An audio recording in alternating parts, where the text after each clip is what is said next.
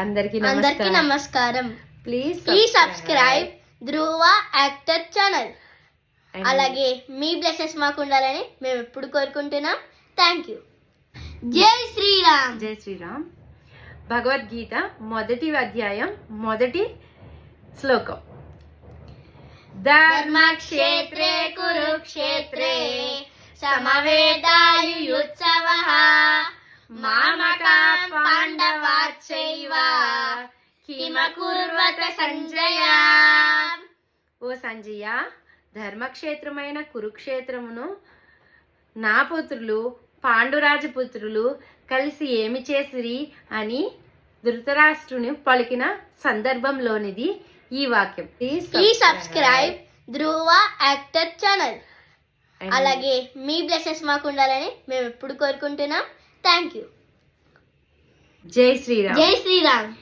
భగవద్గీత శ్లోకం మొదటి అధ్యాయం 2వ శ్లోకం. దుష్ట్వాతు పాండవానీకం యూఢం దుర్యోధనస్తదా ఆచార్యముపసంగమ్య రాజా వచనమబ్రవీత్. ఓ రాజా, పాండుతనయులచే వ్యూహముగా ఏర్పాటు చేయబడిన సైన్యమును గాంచిన పిమ్మట దుర్యోధనుడు తన గురువు చెంతకు చేరి ఈ విధంగా పలికెను అనే సందర్భంలోనిది ఈ భావము. జై శ్రీరామ్. జై శ్రీరామ్. భగవద్గీత శ్లోకం 3వ శ్లోకం నేర్చుకుందామా? నేర్చుకుందాం. పశ్యేతాం పాండుపుత్రాణాం ఆచార్య మహతీం చమూం వ్యూఢాం ద్రుపదపుత్రేణ తవ శిష్యేన ధీమతా.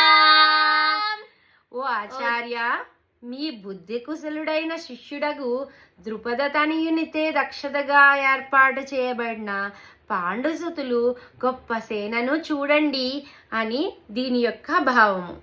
జై శ్రీరామ్. జై శ్రీరామ్. అస్మాకం తు విశిష్టాయే తాని బోధద్విజోత్తమా నాయకా మమ సైన్యస్య సైన్యాదం తాన్ బ్రవీమితే. ఈ యోధుల్లో మొత్తం ఓ బ్రాహ్మణోత్తమా, ఓ సేనాబలము నడుపుటకే ప్రత్యేకముగా యోగ్యులైనటువంటి నాయకులు మీ కొరకై నేను తెలియజేస్తున్నాను అని దీని యొక్క భావం. Thank you. జై శ్రీరామ్.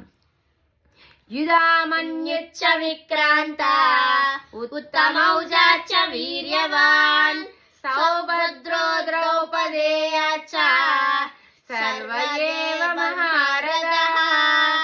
పరాక్రమవంతుడైన యుధామన్యుడు, శక్తిశాలి అయిన ఉత్తమౌజుడు, సుభద్రాతనయుడు, ద్రౌపది కుమారులు అందరూ మహారథులే అని దీని యొక్క భావం. Please subscribe Dhruva actor channel. అలాగే మీ బ్లెస్సెస్ మాకు ఉండాలని మేము ఎప్పుడు కోరుకుంటున్నాం. Thank you. అస్మాకం తు విశిష్టాయే తాని బోధద్విజోత్తమా నాయకా మమ సైన్యస్య సైన్యాదం తాన్ బ్రవీమితే.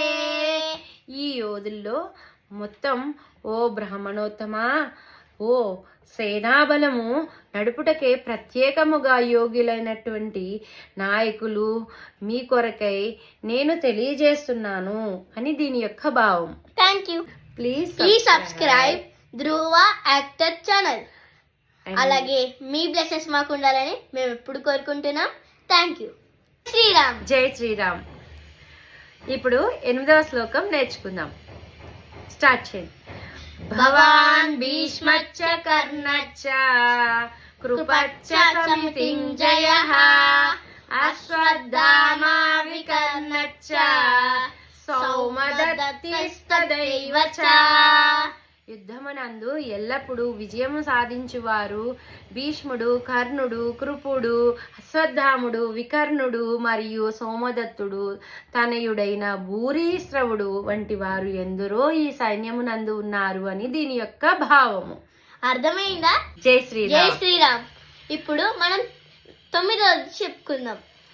అన్యే చ బహవః శూరా మదత్తే త్యక్త జీవితా నానా శస్త్ర హరణ సర్వే యుద్ధ విశారదా. నా కొరకు తమ జీవితము త్యాగం చేయుటకు సిద్ధపడి ఉన్న వీరులు ఇంకా పలువురు కలరు. వారందరూ పలు విధములైన ఆయుధములు దాల్చిన వారు మరియు యుద్ధ నిపుణతను కలిగిన వారును అయి ఉన్నారు అని దీని యొక్క భావం. అందరికీ నమస్కారం. Please subscribe Dhruva actor channel. అలాగే మీ బ్లెస్సెస్ మాకు ఉండాలని మేము ఎప్పుడు కోరుకుంటున్నాం. Thank you. ఇప్పుడు మనం 10వ శ్లోకాన్ని పఠిద్దాం. ఇది మీ అందరి కోసం. అపర్యాప్తం తదస్మాకం బలం భీష్మాభిరక్షితం పర్యాప్తం త్రిదమేతేషాం బలం భీమాభిరక్షితం.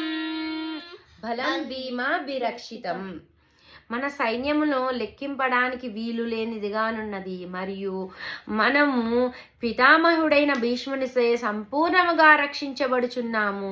కానీ భీమునిచే జాగరూకతతో రక్షించబడుతున్న పాండవ సైన్యము పరిమితముగా ఉన్నది అని దీని యొక్క భావము.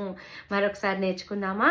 అపర్యాప్తం తదస్మాకం బలం భీష్మాభిరక్షితం పర్యాప్తం త్రిదమేతేషాం బలం భీమాభిరక్షితం.